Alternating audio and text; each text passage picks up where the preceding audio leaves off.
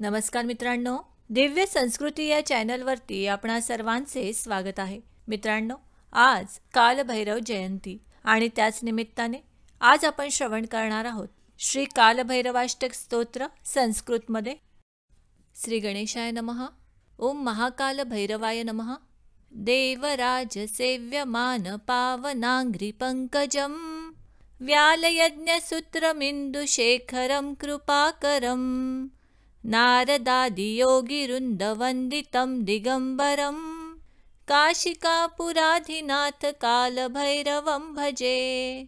भानुकोटिभास्वरं भवाब्धितारकं परं नीलकण्ठमीप्सितार्थदायकं त्रिलोचनं कालकालमम्बुजाक्षमक्षशूलमक्षरं काशिकापुराधिनाथ कालभैरवं भजे.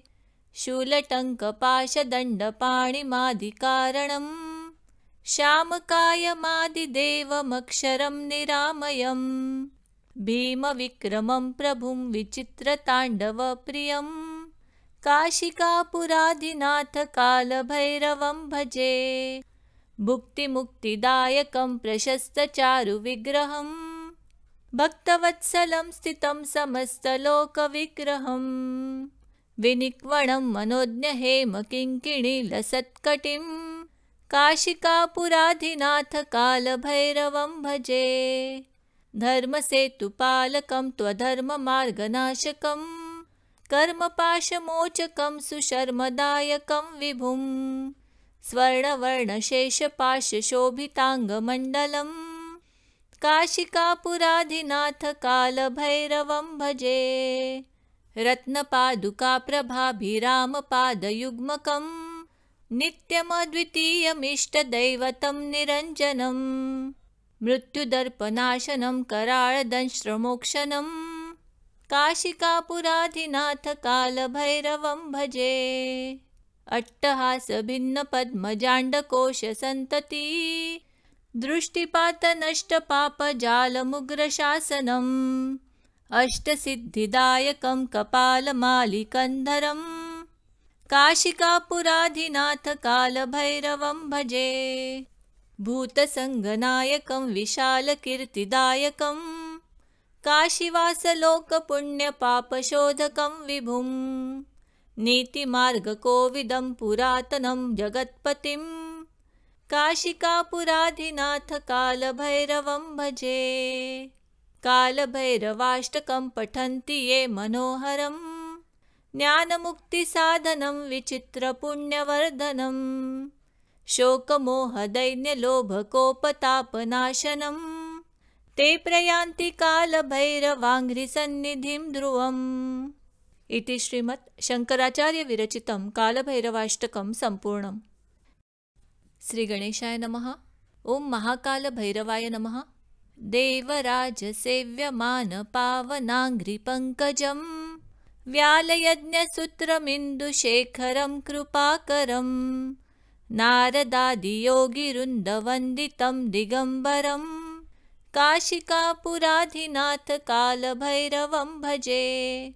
भानुकोटिभास्वरं भवाब्धितारकं परं नीलकण्ठमीप्सितार्थदायकं त्रिलोचनं कालकालमम्बुजाक्षमक्षशूलमक्षरं काशिकापुराधिनाथ कालभैरवं भजे. शूलटङ्कपाशदण्डपाणिमादिकारणं श्यामकायमादिदेवमक्षरं निरामयं भीमविक्रमं प्रभुं विचित्रताण्डवप्रियं काशिकापुराधिनाथ कालभैरवं भजे. भुक्तिमुक्तिदायकं प्रशस्तचारुविग्रहं भक्तवत्सलं स्थितं समस्तलोकविग्रहं विनिक्वणं मनोज्ञहेमकिङ्किणीलसत्कटिं काशिकापुराधिनाथ कालभैरवं भजे. धर्मसेतुपालकं त्वधर्ममार्गनाशकं कर्मपाशमोचकं सुशर्मदायकं विभुं स्वर्णवर्णशेषपाशशोभिताङ्गमण्डलं काशिकापुराधिनाथ कालभैरवं भजे. रत्नपादुकाप्रभाभिरामपादयुग्मकं नित्यमद्वितीयमिष्टदैवतं निरञ्जनं मृत्युदर्पनाशनं कराळदंष्ट्रमोक्षणं काशिकापुराधिनाथकालभैरवं भजे। अट्टहासभिन्नपद्मजाण्डकोशसन्तती दृष्टिपातनष्टपापजालमुग्रशासनम् अष्टसिद्धिदायकं कपालमालिकन्धरं काशिकापुराधिनाथकालभैरवं भजे। भूतसङ्गनायकं विशालकीर्तिदायकं काशीवासलोकपुण्यपापशोधकं विभुं नीतिमार्गकोविदं पुरातनं जगत्पतिं काशिकापुराधिनाथकालभैरवं भजे। कालभैरवाष्टकं पठन्ति ये मनोहरं ज्ञानमुक्तिसाधनं विचित्रपुण्यवर्धनं शोकमोहदैन्यलोभकोपतापनाशनं ते प्रयान्ति कालभैरवाङ्घ्रिसन्निधिं ध्रुवम्। इति श्रीमत् शङ्कराचार्यविरचितं कालभैरवाष्टकं सम्पूर्णम्। श्रीगणेशाय नमः। ॐ महाकालभैरवाय नमः। देवराजसेव्यमानपावनाङ्घ्रिपङ्कजं व्यालयज्ञसूत्रमिन्दुशेखरं कृपाकरं नारदादियोगिवृन्दवन्दितं दिगम्बरं काशिकापुराधिनाथकालभैरवं भजे। भानुकोटिभास्वरं भवाब्धितारकं परं नीलकण्ठमीप्सितार्थदायकं त्रिलोचनं कालकालमम्बुजाक्षमक्षशूलमक्षरं काशिकापुराधिनाथकालभैरवं भजे। शूलटङ्कपाशदण्डपाणिमादिकारणं श्यामकायमादिदेवमक्षरं निरामयं भीमविक्रमं प्रभुं विचित्रताण्डवप्रियं काशिकापुराधिनाथकालभैरवं भजे। भुक्तिमुक्तिदायकं प्रशस्तचारुविग्रहं भक्तवत्सलं स्थितं समस्तलोकविग्रहं विनिक्वणं मनोज्ञहेमकिङ्किणीलसत्कटिं काशिकापुराधिनाथकालभैरवं भजे। धर्मसेतुपालकं त्वधर्ममार्गनाशकं कर्मपाशमोचकं सुशर्मदायकं विभुं स्वर्णवर्णशेषपाशशोभिताङ्गमण्डलं काशिकापुराधिनाथकालभैरवं भजे। रत्नपादुकाप्रभाभिरामपादयुग्मकं नित्यमद्वितीयमिष्टदैवतं निरञ्जनं मृत्युदर्पनाशनं कराळदंष्ट्रमोक्षणं काशिकापुराधिनाथकालभैरवं भजे। अट्टहासभिन्नपद्मजाण्डकोशसन्तती दृष्टिपातनष्टपापजालमुग्रशासनम् अष्टसिद्धिदायकं कपालमालिकन्धरं काशिकापुराधिनाथकालभैरवं भजे। भूतसङ्गनायकं विशालकीर्तिदायकं काशीवासलोकपुण्यपापशोधकं विभुं नीतिमार्गकोविदं पुरातनं जगत्पतिं काशिकापुराधिनाथकालभैरवं भजे। कालभैरवाष्टकं पठन्ति ये मनोहरं ज्ञानमुक्तिसाधनं विचित्रपुण्यवर्धनं शोकमोहदैन्यलोभकोपतापनाशनं ते प्रयान्ति कालभैरवाङ्घ्रिसन्निधिं ध्रुवम्। इति श्रीमत् शङ्कराचार्यविरचितं कालभैरवाष्टकं सम्पूर्णम्। श्रीगणेशाय नमः। ॐ महाकालभैरवाय नमः। देवराजसेव्यमानपावनाङ्घ्रिपङ्कजं व्यालयज्ञसूत्रमिन्दुशेखरं कृपाकरं नारदादियोगिवृन्दवन्दितं दिगम्बरं काशिकापुराधिनाथकालभैरवं भजे। भानुकोटिभास्वरं भवाब्धितारकं परं नीलकण्ठमीप्सितार्थदायकं त्रिलोचनं कालकालमम्बुजाक्षमक्षशूलमक्षरं काशिकापुराधिनाथ कालभैरवं भजे। शूलटङ्कपाशदण्डपाणिमादिकारणं श्यामकायमादिदेवमक्षरं निरामयम्। भीमविक्रमं प्रभुं विचित्रताण्डवप्रियं काशिकापुराधिनाथ कालभैरवं भजे। भुक्तिमुक्तिदायकं प्रशस्तचारुविग्रहं भक्तवत्सलं स्थितं समस्तलोकविग्रहं। विनिक्वणं मनोज्ञहेमकिङ्किणीलसत्कटिं काशिकापुराधिनाथ कालभैरवं भजे। धर्मसेतुपालकं त्वधर्ममार्गनाशकं कर्मपाशमोचकं सुशर्मदायकं विभुं। स्वर्णवर्णशेषपाशशोभिताङ्गमण्डलं काशिकापुराधिनाथ कालभैरवं भजे। रत्नपादुकाप्रभाभिरामपादयुग्मकं नित्यमद्वितीयमिष्टदैवतं निरञ्जनं।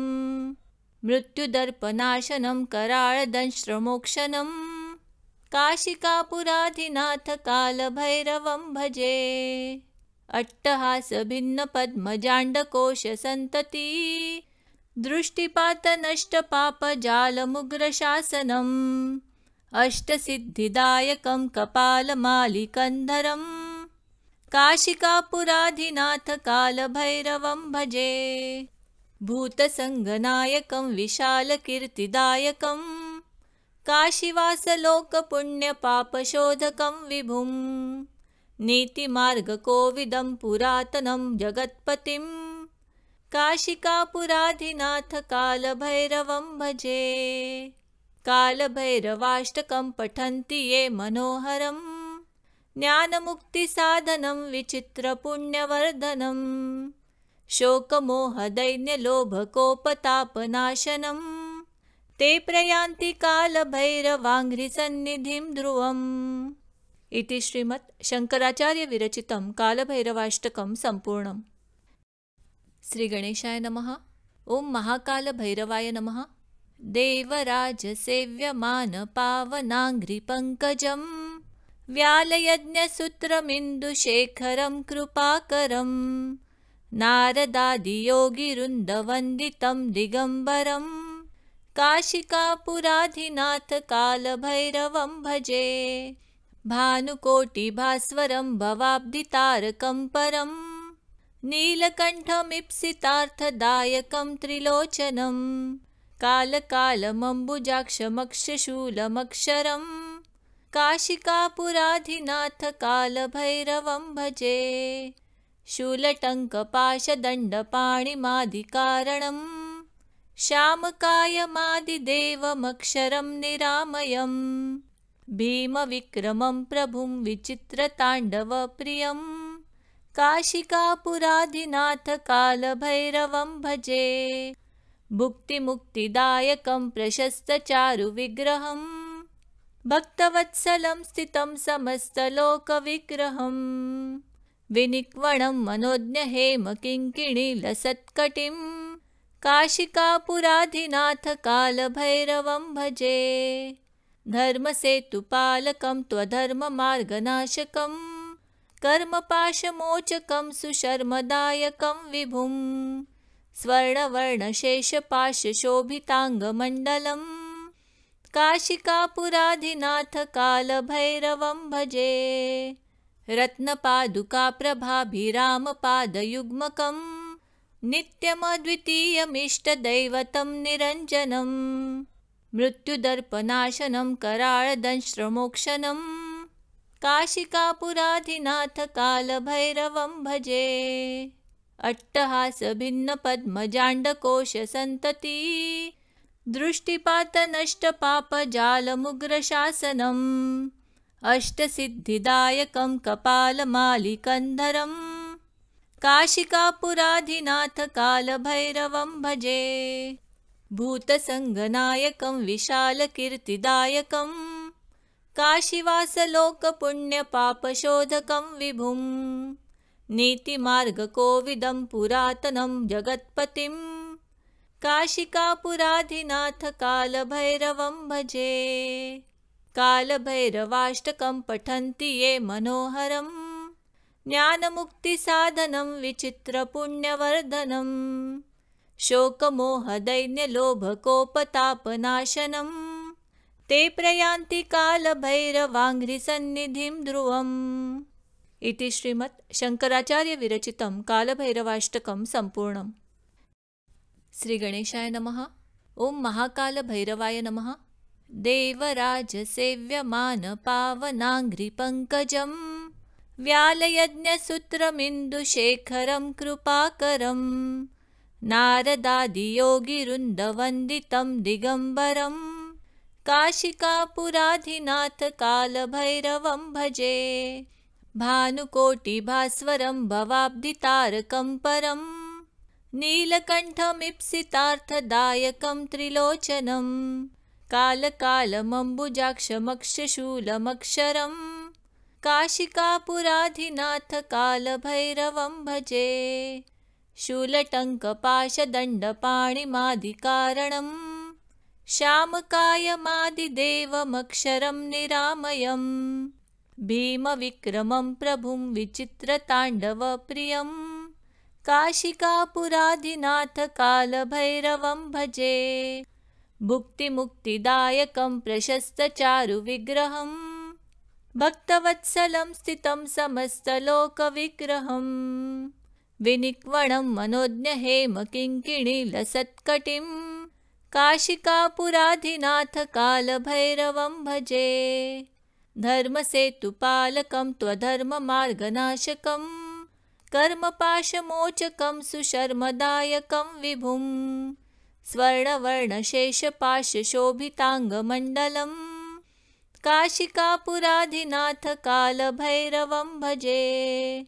रत्नपादुकाप्रभाभिरामपादयुग्मकं, नित्यमद्वितीयमिष्टदैवतं निरञ्जनं, मृत्युदर्पनाशनं कराळदंष्ट्रमोक्षणं, काशिकापुराधिनाथ कालभैरवं भजे। अट्टहासभिन्नपद्मजाण्डकोशसन्तति, दृष्टिपातनष्टपापजालमुग्रशासनम्, अष्टसिद्धिदायकं कपालमालिकन्धरं, काशिकापुराधिनाथ कालभैरवं भजे। भूतसङ्गनायकं विशालकीर्तिदायकं, काशीवासलोकपुण्यपापशोधकं विभुं, नीतिमार्गकोविदं पुरातनं जगत्पतिं, काशिकापुराधिनाथ कालभैरवं भजे। कालभैरवाष्टकं पठन्ति ये मनोहरं, ज्ञानमुक्तिसाधनं विचित्रपुण्यवर्धनं, शोकमोहदैन्यलोभकोपतापनाशनं, ते प्रयान्ति कालभैरवाङ्घ्रिसन्निधिं ध्रुवम्। इति श्रीमत् शंकराचार्य विरचितं कालभैरवाष्टकं सम्पूर्णम्। श्री गणेशाय नमः। ओं महाकालभैरवाय नमः। देवराजसेव्यमानपावनाङ्घ्रिपङ्कजं, व्यालयज्ञसूत्रमिन्दुशेखरं कृपाकरं, नारदादियोगिवृन्दवन्दितं दिगम्बरं, काशिकापुराधिनाथ कालभैरवं भजे। भानुकोटिभास्वरं भवाब्धितारकं परं, नीलकण्ठमीप्सितार्थदायकं त्रिलोचनं, कालकालमम्बुजाक्षमक्षशूलमक्षरं, काशिकापुराधिनाथ कालभैरवं भजे।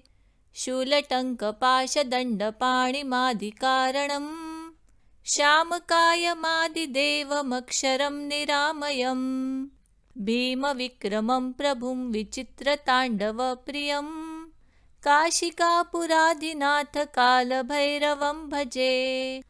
भुक्तिमुक्तिदायकं प्रशस्तचारुविग्रहं, भक्तवत्सलं स्थितं समस्तलोकविग्रहं, विनिक्वणं मनोज्ञहेमकिङ्किणीलसत्कटिं, काशिकापुराधिनाथ कालभैरवं भजे।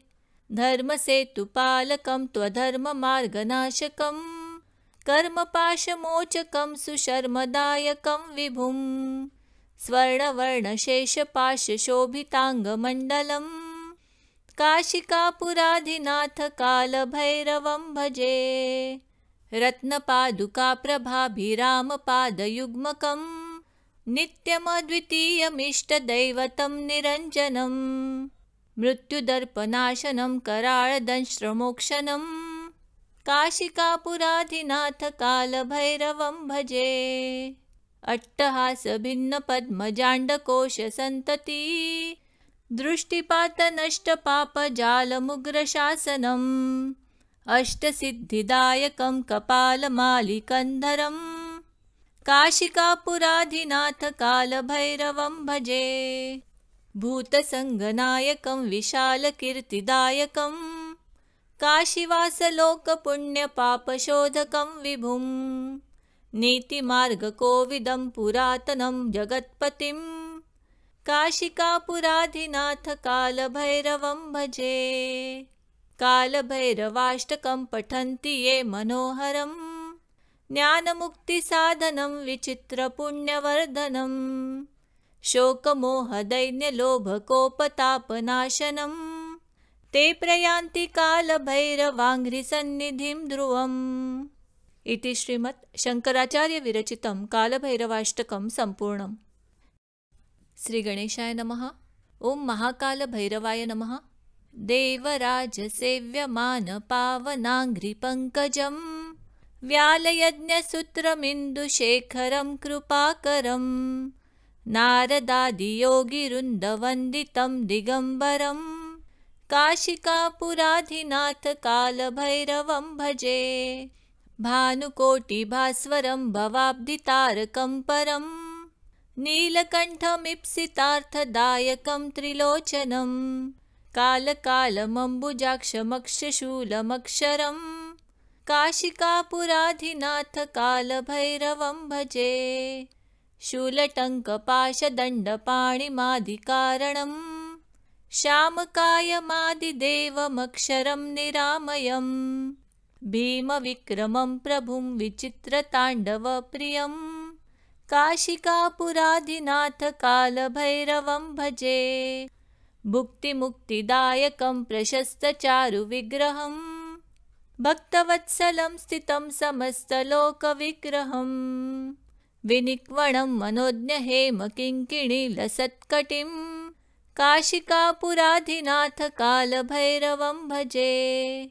धर्मसेतुपालकं त्वधर्ममार्गनाशकं कर्मपाशमोचकं सुशर्मदायकं विभुं स्वर्णवर्णशेषपाशशोभिताङ्गमण्डलं काशिकापुराधिनाथ कालभैरवं भजे।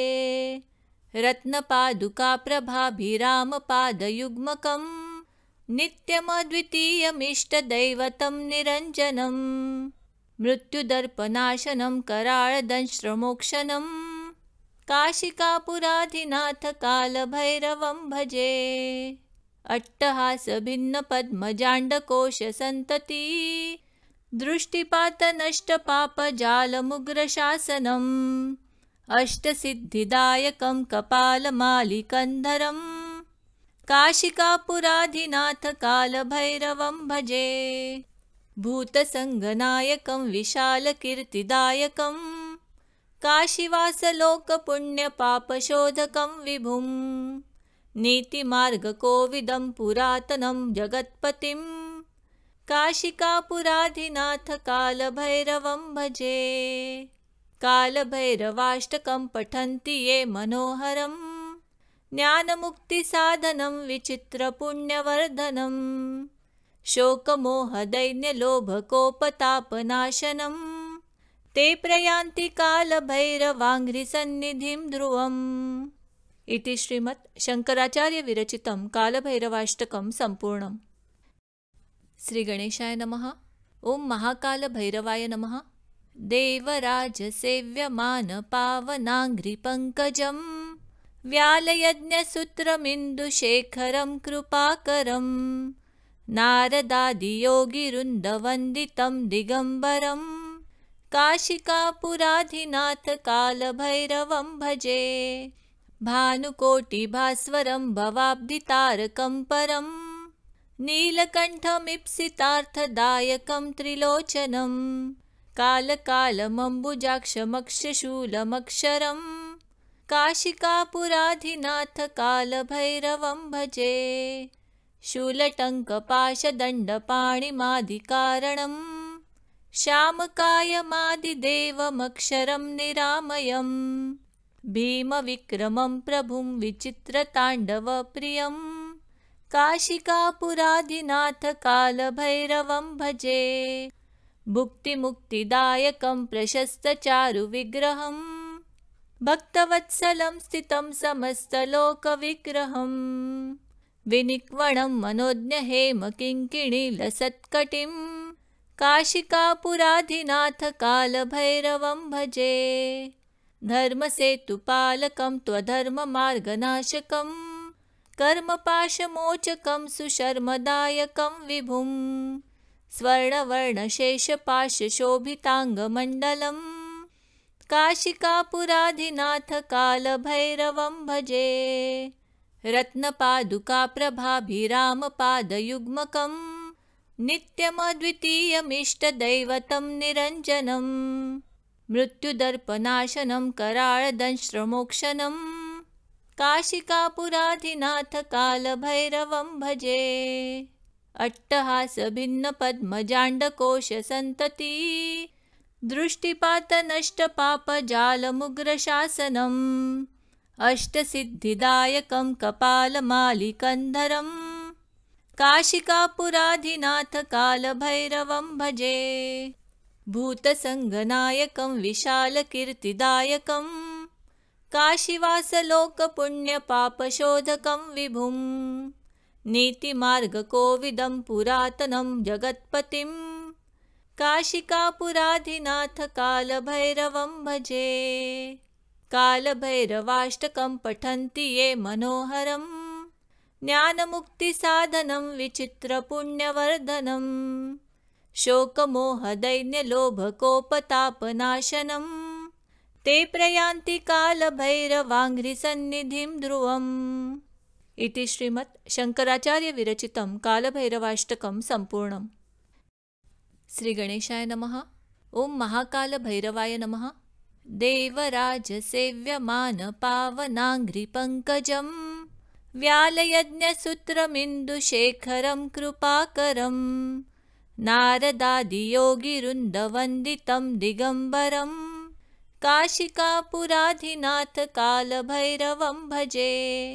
भानुकोटिभास्वरं भवाब्धितारकं परं नीलकण्ठमीप्सितार्थदायकं त्रिलोचनं कालकालमम्बुजाक्षमक्षशूलमक्षरं काशिकापुराधिनाथ कालभैरवं भजे। शूलटङ्कपाशदण्डपाणिमादिकारणं श्यामकायमादिदेवमक्षरं निरामयं भीमविक्रमं प्रभुं विचित्रताण्डवप्रियं काशिकापुराधिनाथ कालभैरवं भजे। भुक्तिमुक्तिदायकं प्रशस्तचारुविग्रहं भक्तवत्सलं स्थितं समस्तलोकविग्रहं विनिक्वणं मनोज्ञहेमकिङ्किणीलसत्कटिं काशिकापुराधिनाथ कालभैरवं भजे। धर्मसेतुपालकं त्वधर्ममार्गनाशकं कर्मपाशमोचकं सुशर्मदायकं विभुं स्वर्णवर्णशेषपाशशोभिताङ्गमण्डलं काशिकापुराधिनाथ कालभैरवं भजे। रत्नपादुकाप्रभाभिरामपादयुग्मकं नित्यमद्वितीयमिष्टदैवतं निरञ्जनं मृत्युदर्पनाशनं कराळदंष्ट्रमोक्षणं काशिकापुराधिनाथ कालभैरवं भजे। अट्टहासभिन्नपद्मजाण्डकोशसन्तति दृष्टिपातनष्टपापजालमुग्रशासनम् अष्टसिद्धिदायकं कपालमालिकन्धरं काशिकापुराधिनाथ कालभैरवं भजे। भूतसङ्गनायकं विशालकीर्तिदायकं काशीवासलोकपुण्यपापशोधकं विभुं। नीतिमार्गकोविदं पुरातनं जगत्पतिं काशिकापुराधिनाथ कालभैरवं भजे। कालभैरवाष्टकं पठन्ति ये मनोहरं ज्ञानमुक्तिसाधनं विचित्रपुण्यवर्धनं।